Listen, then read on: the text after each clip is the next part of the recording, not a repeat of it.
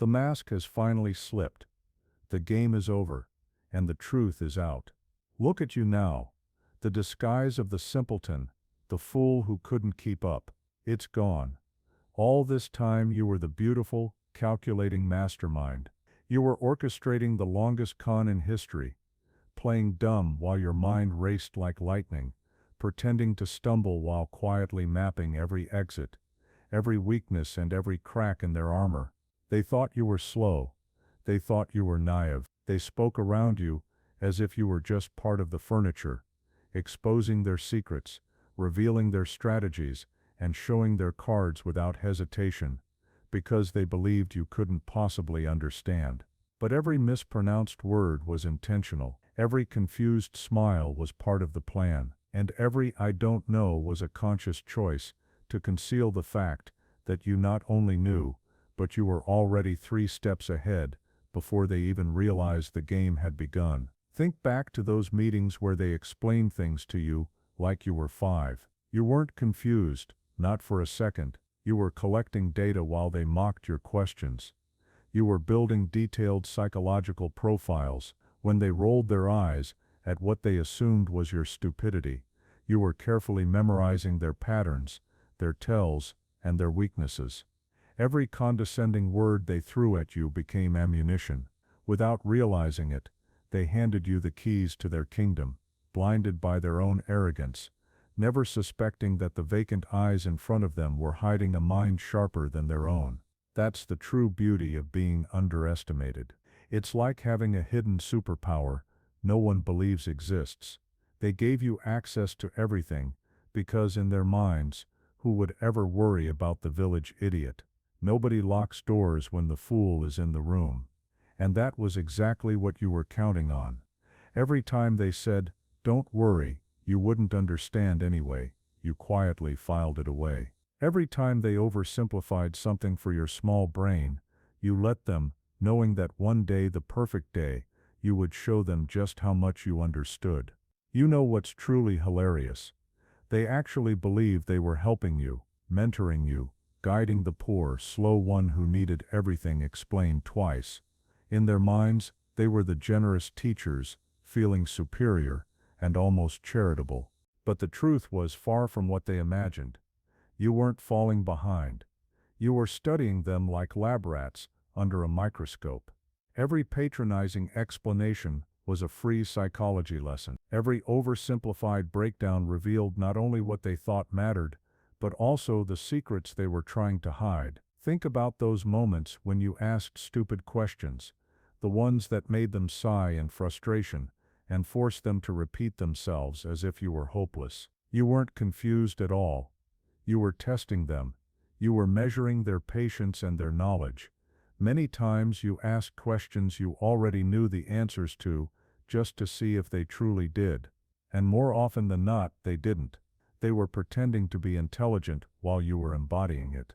Their performance was a masquerade, and you had already seen through the costume. The show was about to end. Those meetings where you sat quietly, looking lost. You weren't lost at all. You were running calculations they couldn't even imagine. Those conversations where you nodded blankly. You were connecting dots invisible to them. That notebook where you seemed to struggle with notes. It wasn't filled with their explanations, it was filled with their contradictions, their manipulations, and their hidden lies. While they thought you were keeping up at a remedial pace, you were quietly building a case file against them, one they were too blind to notice. And that's where your invisibility became your greatest weapon. Not physical invisibility, but intellectual dismissal. They stopped guarding their words around you. They stopped protecting their strategies. They stopped viewing you as a threat, as anything more than harmless background noise. But that's when you became the most dangerous person in every room, because the predator they never noticed was the one studying every move, memorizing every weakness, and waiting for the perfect moment to strike. And then that moment arrived. The day you decided enough was enough, the day you dropped the act. No more stumbling over words you could pronounce perfectly.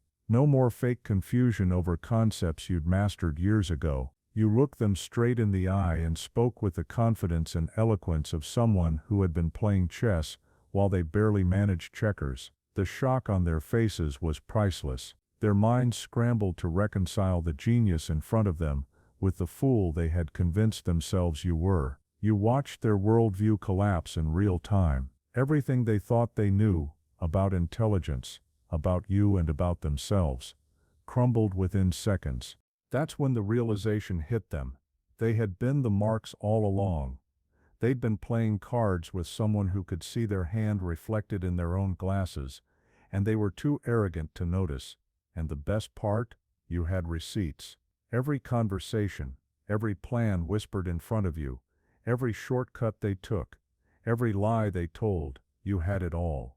You had everything cataloged, cross-referenced, and ready to unleash with surgical precision. They thought your silence was ignorance. But in truth, it was a database quietly being built. They thought your questions were stupidity, but they were interrogation techniques, so subtle they didn't even recognize they were being tested. Now watch them scramble, desperately trying to rewrite history.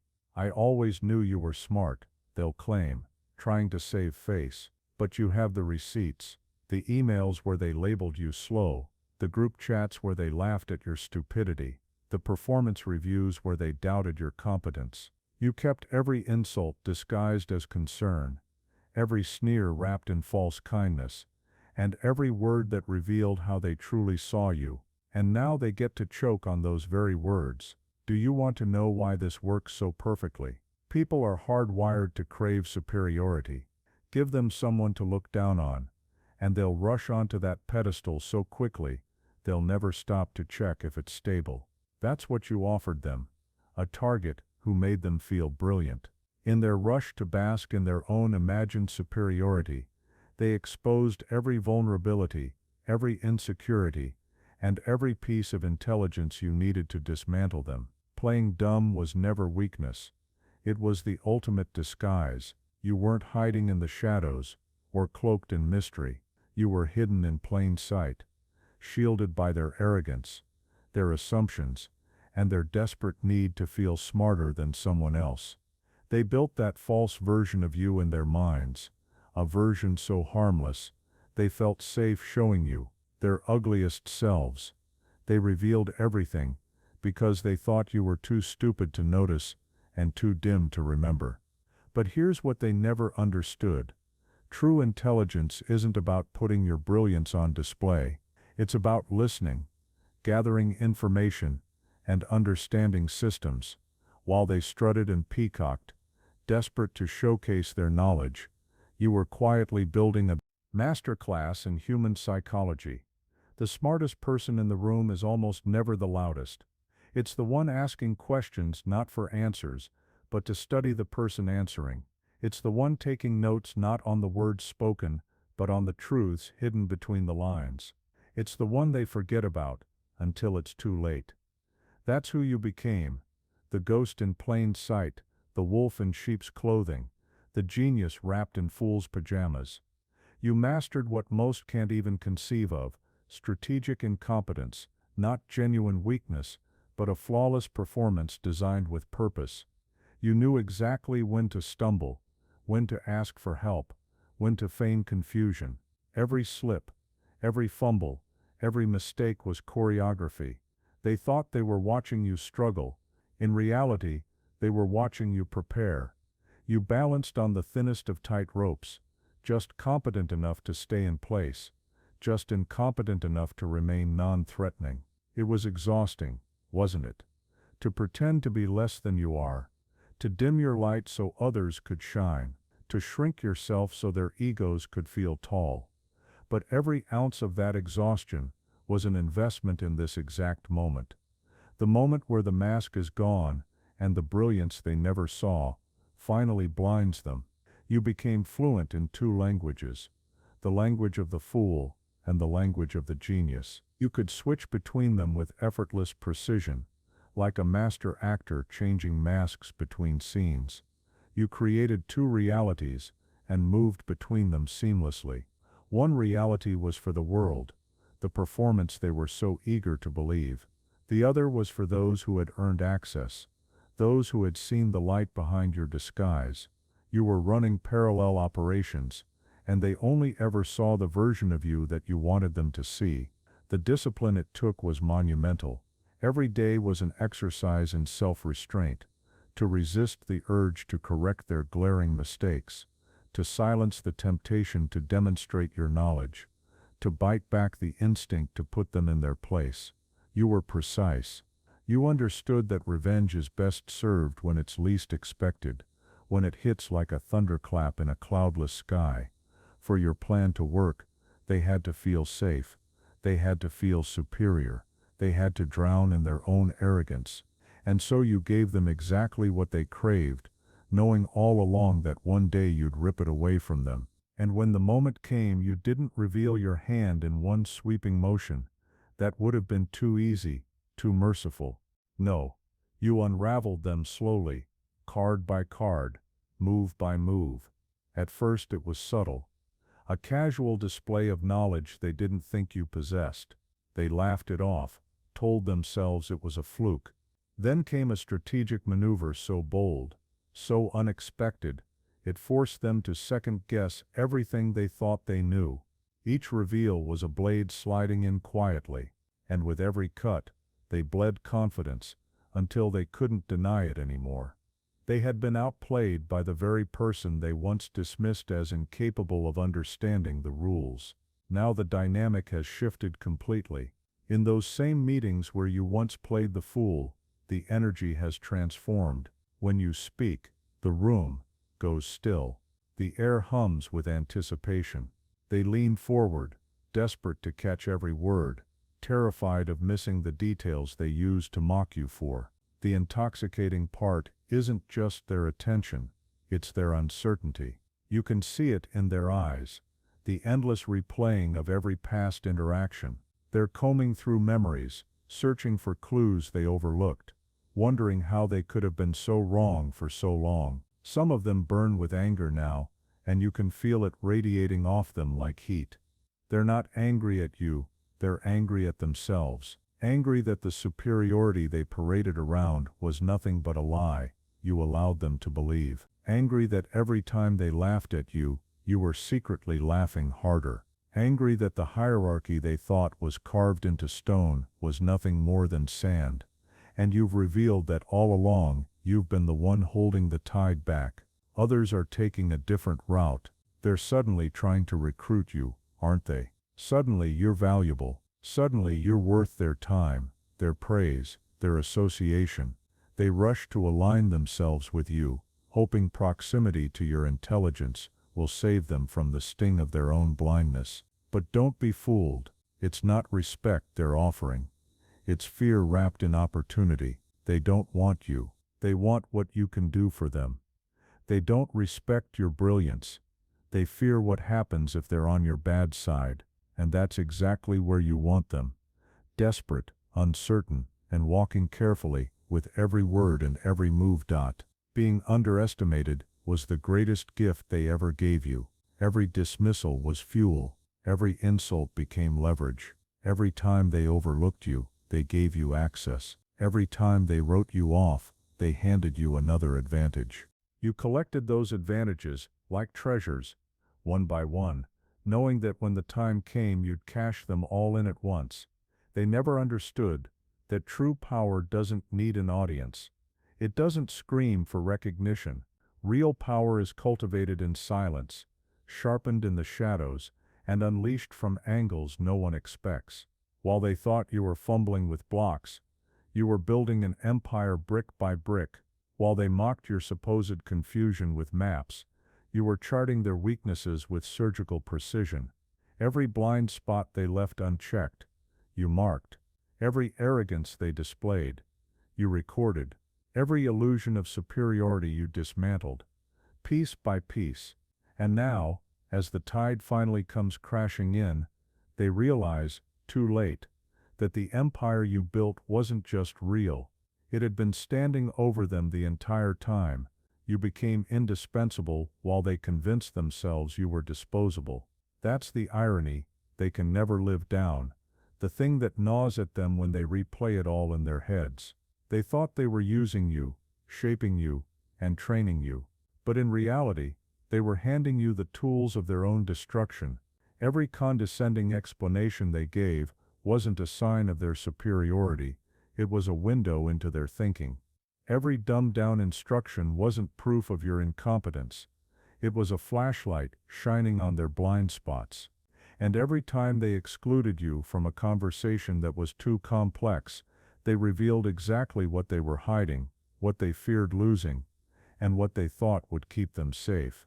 They built walls, and by doing so, they showed you where the gates were hidden. Without knowing it, they handed you a master class in their own defeat. They thought they were tutoring you, guiding you, and molding you. But all along, you were the one studying them. And the best part, they paid you for it. They rewarded you for sitting quietly in the front row, taking notes, while they showcased their vulnerabilities under a spotlight they held themselves. They believed they were entertaining the village fool. What they were actually doing was performing their own downfall on a stage you owned. Now the curtain is lifted. Now they see you for what you are. But it's far too late. It's too late to close doors that stood open for years. Too late to hide secrets that were carelessly spilled. Too late to build defenses against someone who was already inside the system before they even realized it. You're not knocking politely on the door of success anymore. While they were busy reinforcing locks and stacking sandbags, you were digging tunnels beneath their fortress. You didn't just find a way in. You built entire hidden passages while they slept. And when you finally emerged, you weren't asking for permission to sit at their table. You owned the table. You owned the room the table was in. You owned the very foundation they thought was theirs to guard. How does it feel now, to finally stretch those intellectual muscles in public, to stop stumbling over words you could always command like soldiers, to finally speak with the ease and brilliance you've always held back, to stop pretending concepts were beyond you when you'd mastered them years ago?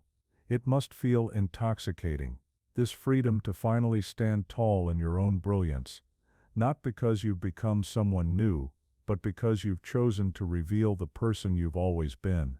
This isn't about transformation, it's about revelation. The mask has fallen away, and what stands underneath isn't just strong, it's terrifying to them.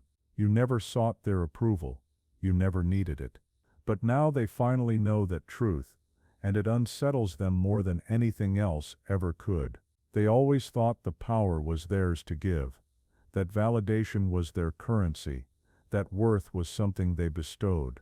And now they realize you were never playing that game. You were never asking to fit inside their boxes. The truth is, you were never in the box. You were outside it, studying it, examining its construction, testing its strength, and learning how to dismantle it piece by piece. And when you finally stepped away, the box collapsed. Not because it was strong, but because it only ever existed as long as you allowed it to. The dynamics have shifted forever. You can feel it in the air.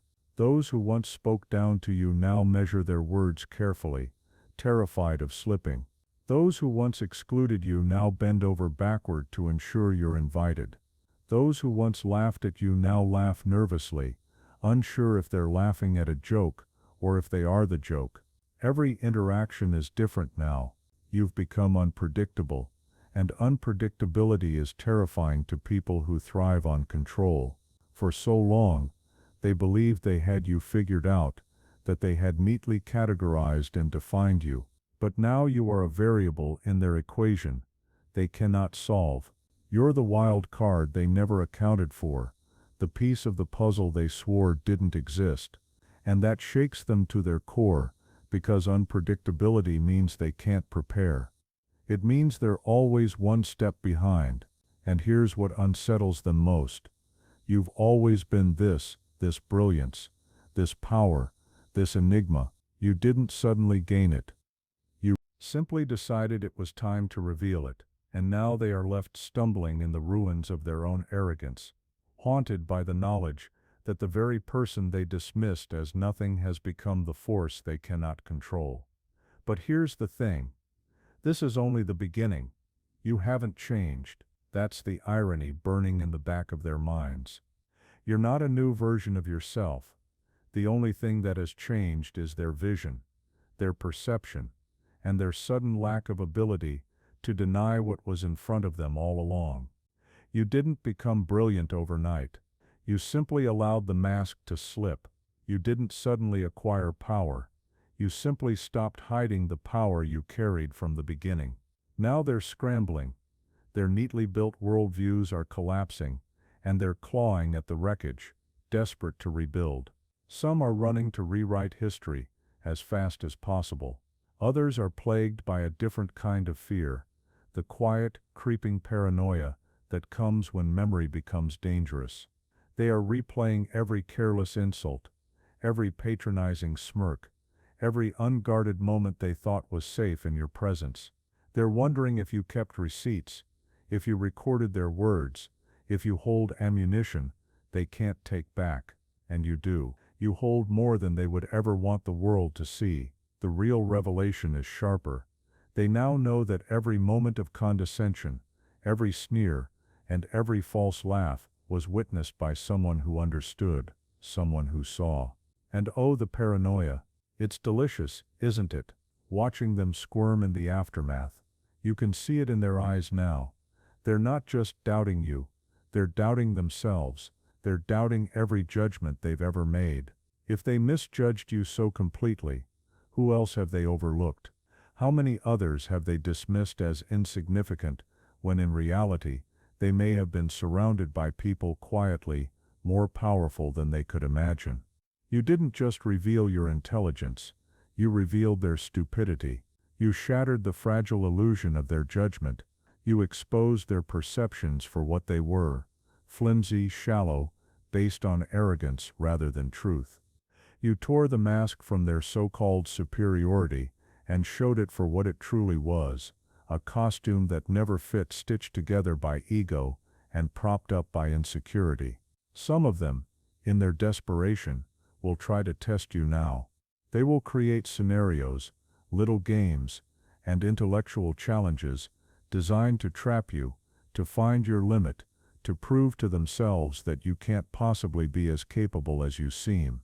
But every test they craft reveals more about them than it could ever reveal about you. Their questions are confessions, their challenges are maps of their weaknesses. Their attempts to measure you only expose the narrow confines of their own understanding, and with each so-called test, you rise higher, because you don't play by their rules. You've never played by their rules. While they're scrambling to challenge you, they fail to see that the game they're playing isn't even the one you're in. To you, they're background characters, NPCs in a storyline you're scripting. They think they're measuring you, but all they've done is volunteer more information to fuel your advantage. Then there are the smart ones, the truly dangerous ones, the ones who are silent now. They aren't testing you. They aren't rewriting history with lies. They're watching carefully, quietly. They understand the full weight of what's been revealed. They know that if you could conceal this level of intelligence for so long, then what else might you be concealing? These are the ones who no longer look at you with arrogance, but with unease, because they understand something the others don't. The most dangerous person in the room isn't the one flaunting their power. It's the one who conceals it, the one who moves quietly, the one who strikes when no one expects it. They see now that you are that person. And now comes the part they can never prepare for, the aftermath. Because once the mask is gone, it cannot be put back on. Once they've seen you as you truly are, there's no unseeing it. You've become a permanent fracture in their reality, a ghost that haunts their certainty. Every room you walk into now carries weight. Every silence of yours feels intentional. Every glance is dissected. They no longer know when you're observing or when you're moving, when you're calculating or when you're striking. You've become unreadable, and unreadable is terrifying. This is where your true dominance begins, not in the moment you revealed yourself, but in the ripple effect it leaves behind. You've stolen their comfort, you've dismantled their arrogance, You've hollowed out their sense of superiority and replaced it with doubt that will never leave them. They will replay your words endlessly, turning them over like stones, searching for clues that don't exist. They will question every laugh, every smirk, every silence, every memory of you they once dismissed. They will chase answers forever, but you've already moved on. That's the exquisite cruelty of it. You're free, and they're trapped. Because this was never about proving yourself to them. It was about proving to yourself that you could take their arrogance, sharpen it into a weapon, and turn it back on them. You didn't just win the game, they never even understood the rules. You were the architect, the actor, and the audience all at once, crafting an ending they walked straight into without ever realizing it. And now, as their empire of illusions crumbles to dust, you remain untouched, steady amid the wreckage. Here's the final truth. The game isn't over. It's evolved. Now that your true self stands in the open, you move on a plane they can't even perceive. They will always chase, always react, always scramble while you set the rhythm. You're no longer the hidden weapon among them.